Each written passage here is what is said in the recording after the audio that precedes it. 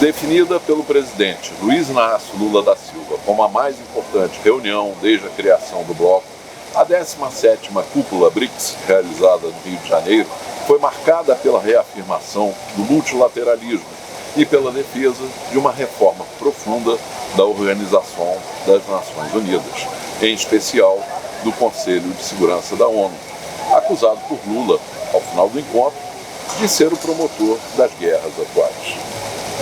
Para os países do BRICS, as atuais estruturas de governança global se mostram incapazes de mediar conflitos e só uma nova ordem global, baseada no multilateralismo, poderá inaugurar uma era de paz e diálogo no mundo. Tanto em seu discurso de abertura da Cúpula do Rio, quando chegou a citar a reunião de Bandung como um marco do multilateralismo dos anos 60, quanto na entrevista que concedeu após o encerramento do encontro, Lula enfatizou ser o BRICS o sucessor do movimento dos não alinhados. Sobre as ameaças do presidente Donald Trump de taxar os países que apoiarem o BRICS, Lula qualificou o norte-americano como irresponsável. Não queremos imperadores, somos países soberanos. Respeito é bom e a gente gosta de dar e de receber, disparou o presidente brasileiro, dizendo ainda que cada país é dono do seu nariz. Estou aqui com Timothy Rush, jornalista do Executivo Intelligence Review, mídia norte-americana, uma mídia independente e que está participando e cobrindo aqui a Cúpula do Rio de Janeiro. Timothy, bem-vindo ao Rio de Janeiro, a Cúpula dos BRICS. Sim. E eu gostaria de saber a sua análise, primeiramente com relação a essa declaração do presidente Donald Trump e a resposta dada hoje pelo presidente Lula. O que você, como você viu e como você acha que o público americano vai entender esse recado de Lula? Estou muito feliz de estar com você, Luiz. Eu diria que foi realmente uma aula feita por o presidente Lula de como responder, mas tratar de manter o foco nas metas e os logros dessa reunião da cúpula. Porque ele começou enfatizando exatamente o que você já mencionou. Eu acho que o arco suas palavras ao início do encontro e as palavras durante a coletiva ao final foram de uma só ideia, de que realmente o Sul global, digamos, está construindo novo, como ele dizia, é um conjunto de países que querem cooperar em criar outro modo de atuar. E já acabou 80 anos depois da Segunda Guerra Mundial, de um sistema que já só criou injustiças, geralmente, não em todos os casos, mas geralmente, e é momento agora de definir outro caminho.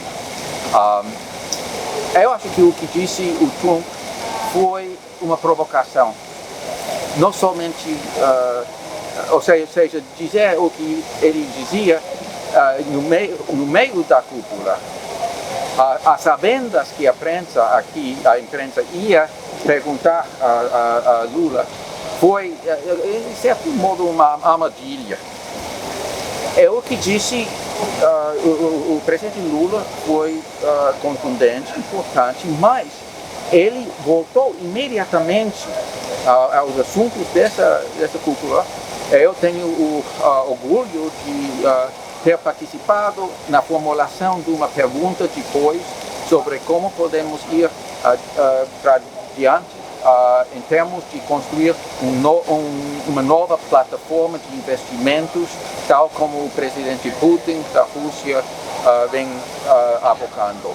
E como podemos assim criar mais transações em moedas fora do dólar como passo para tal plataforma de investimento.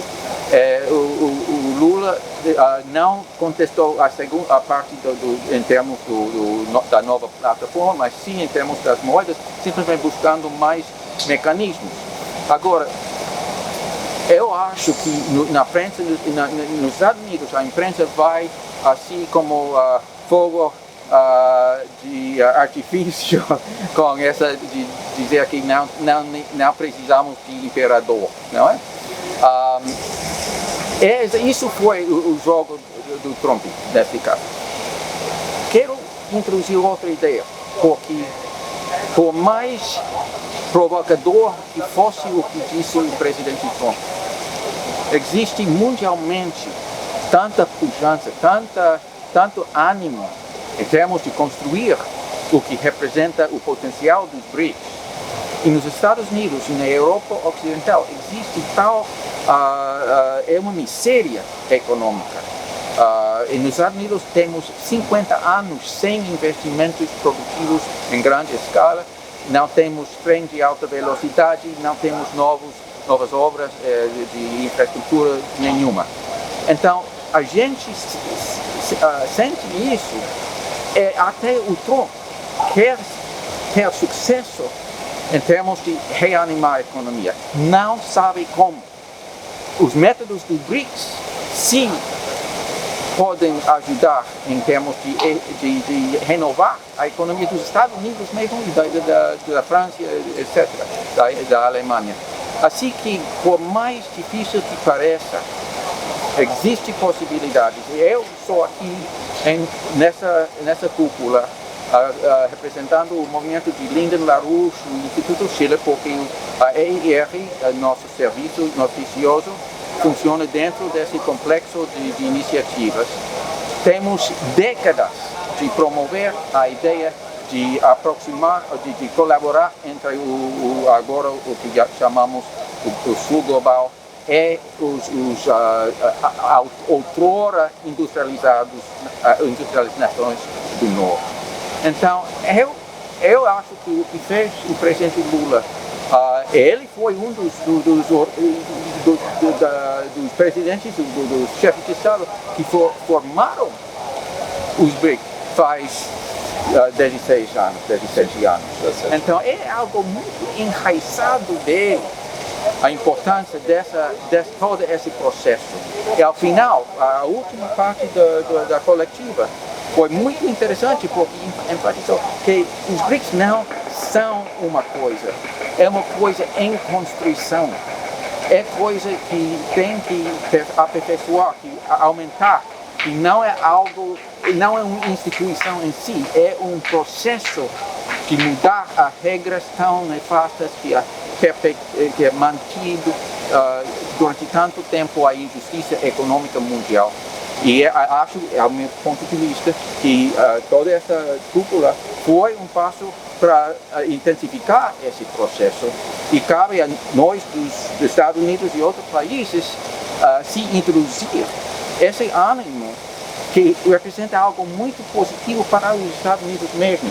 Mas essa pergunta, em termos de foi simplesmente para, assim, por entrave, assim, dificultar esse processo, mas não devemos assim deter-nos nessas obviamente existem tais provocações. Uma provocação ao estilo Trump mesmo, né? Sim. Agora, você acredita então, como analista norte-americano, que a proposta dos BRICS seria uma boa solução para a economia dos Estados Unidos?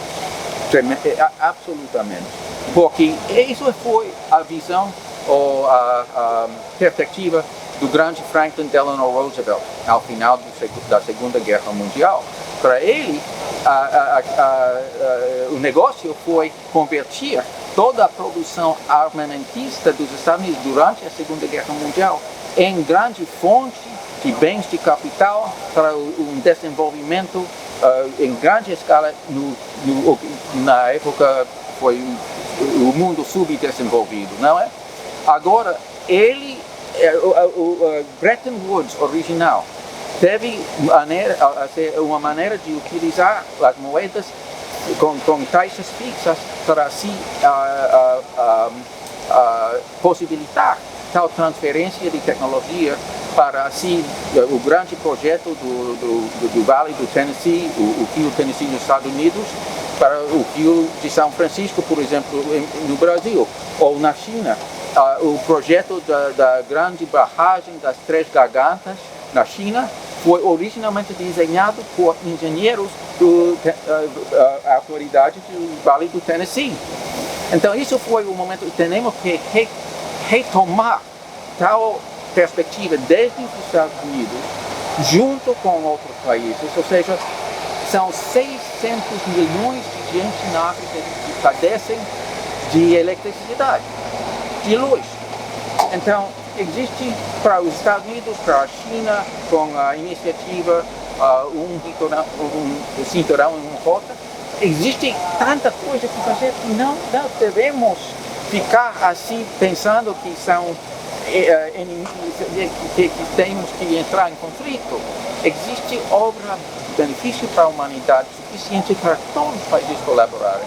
E isso para nós, do momento de LaRouche e da RR, junto com o que vocês vem fazendo aqui no Brasil, a obra de Luiz, isso podemos assim juntar as vozes e realmente para nós levar a voz do Sul global ao povo dos Estados Unidos, ao povo da Europa Ocidental, é algo imprescindível e para isso dedicamos. O Timothy Rush veio ao Brasil para cobrir a reunião de cúpula aqui no MAN, no Museu de Arte Moderna, mas antes ele participou do BRICS Press Meeting lá em Niterói, no dia 4, onde mídias do Sul Global, mídias BRICS, se reuniram ali numa promoção do jornal Toda a Palavra e da TV Comunitária de Brasília para discutir justamente essa integração, essa criação de uma sinergia entre mídias independentes. Lá estavam também, além do EIR, né, mídias da Rússia, TV BRICS, Sputnik, a Prensa Latina, a Telesur, Span TV e várias outras. E ali, num determinado momento, o Timothy fez uma observação muito pertinente, que nós falamos muito em Sul Global, mas o termo certo seria a maioria global, né? Onde os próprios Estados Unidos e até países da Europa poderiam se integrar a partir do momento que abandonassem os seus conceitos unipolares. Né? Então seria efetivamente uma ampliação do bloco BRICS, né? Que não teria, e como os BRICS mesmo dizem, não fazem essa distinção Ocidente-Oriente, né? Mas simplesmente entre países que têm uma visão multipolar e países que têm uma visão unipolar, né? Então, fica aqui esse registro. Agora, Timothy, você acompanhou aqui no Museu de Arte Moderna as reuniões e os debates, né? Aqui no Brasil havia uma certa dúvida quanto à presidência brasileira, houve acusações de que o BRICS aqui seria esvaziado, enfraquecido, mas ao final do encontro, o que te pareceu? A mim, eu acho que foi muito bem realizado esse encontro do BRICS no Brasil. O que você achou? Eu estou de acordo, porque realmente a linha que vinha originalmente do Chatham House em Londres e depois através do New York Times foi exatamente isso, que com a ausência de Xi Jinping, a ausência de Putin, do presidente Putin, que esvaziava a força da reunião. Mas o momento histórico não favorece tal análise. Realmente é um momento de transição total ao novo sistema exemplificado pelos BRICS. Não só os BRICS, mas os BRICS são a forma mais assim, digamos, desenvolvida até agora. Todo o sistema de especulação baseado no City de Londres e de Wall Street, etc., tem um montão de dívidas, hasta 2 quadrilhões, enfatizo, quadrilhões de dívidas, derivados, etc. Isso não se pode sostener. Então, eles querem lançar os conflitos e desarticular qualquer outro sistema capaz de melhor atender às necessidades da humanidade. Por isso, quero enfatizar algo exatamente na linha da pergunta. Todo isso de sembrar o caos, sembrar ódios, com isso de tratar de diminuir o processo, não detalhes, mas o processo da construção dos BRICS, etc. Isso é uma resposta ao fato de que esses dos não alinhados, todo o espírito de Bandung de 1955 na Indonésia, na época não houve um centro de força econômica suficiente para resistir o império, digamos, império de finanças transnacional, transatlântico. Agora, especialmente com a emergência, ou seja, a maneira de que a China tem um sucesso econômico tremendo. Isso é como âncora para a construção desse novo sistema. Não é algo que vai dominar, somente dá peso suficiente para resistir às reações que vêm de Londres, de Wall Street, etc. Então temos que manter certa confiança de que realmente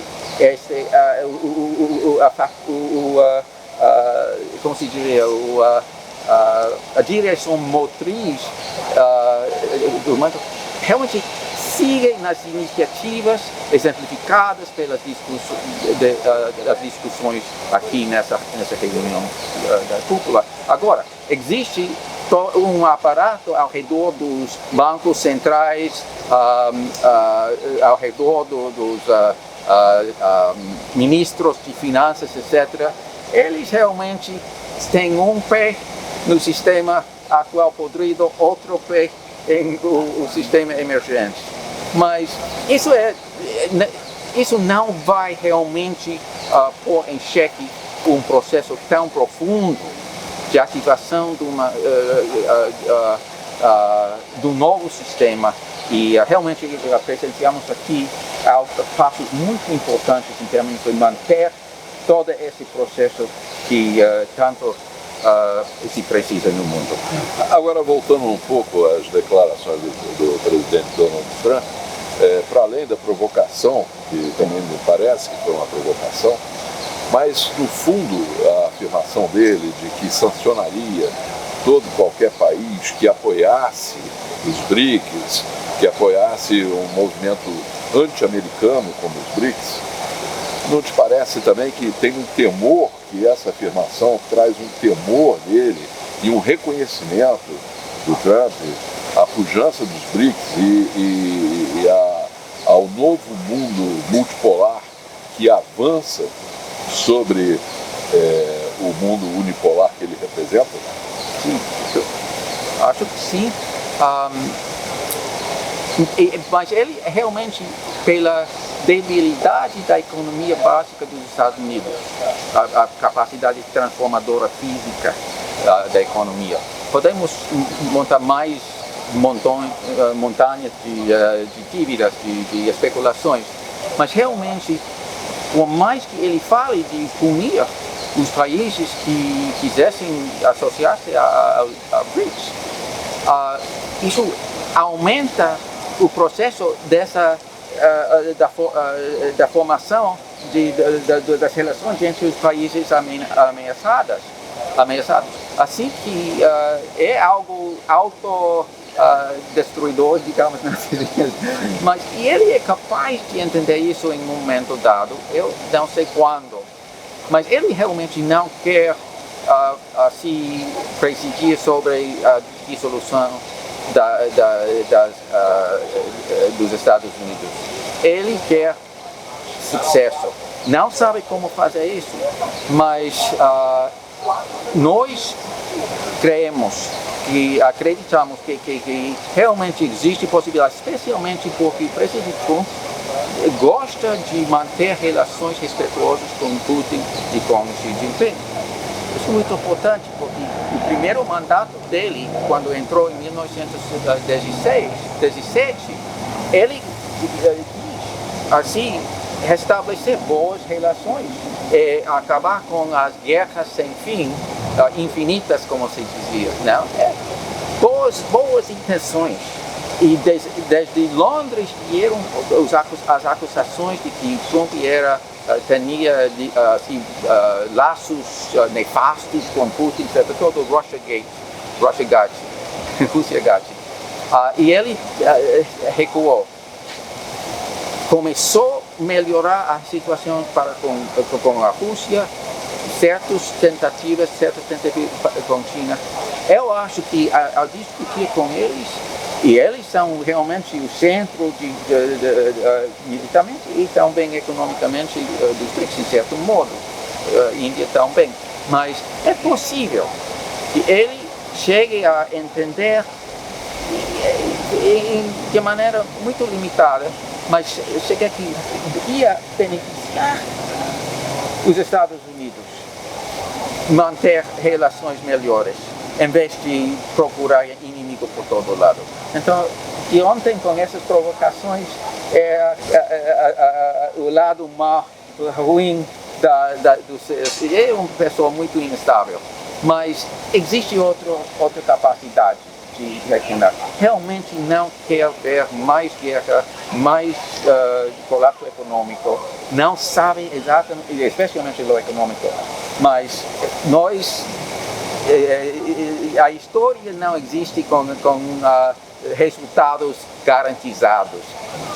Todo mundo tem que lutar pelo necessário para a sobrevivência e a prosperidade da humanidade. E existe tanta, como se diria, bulla em espanhol, tanta comoção, tanta barulho, não é? Confusão, que ideias fortes que realmente representam um futuro para a humanidade têm grande chance de prevalecer. Então, eu acho que a mensagem dessa cúpula é que vamos avançar e que existe, cada vez que nessas cúpulas não sabemos exatamente os intercâmbios as trocas de ideias entre os chefes de Estado e outros privados, etc. Mas é uma maneira de deliberar a uma altura muito maior que existe em outros fóruns. Então, eu acho que vamos ver frutos dessa reunião inesperados e que realmente não podem, desde os Estados Unidos, Europa, etc., rearmar, procurar mais conflito, até guerra nuclear, como o presidente Lula referenciou nas suas palavras de abertura, mas a alternativa é tão boa que, inclusive, muita gente do norte global, digamos, podem entender que existe alternativa muito boa e que é hora de abraçar. Bom, vocês tiveram aqui a análise de um jornalista norte-americano, Timothy Roach, jornalista do Executive Intelligence Review, e trazendo um ponto de vista raro que nós não estamos acostumados a ter aqui, de uma análise da imprensa independente norte-americana. Agradeço a você, Timothy, e daqui do palco aqui da 17ª reunião de cúpula dos BRICS aqui no Museu de Arte Moderna do Rio de Janeiro, nos despedimos até o próximo encontro da maioria global. É um grande prazer poder participar nessa discussão. Muito obrigado, tio.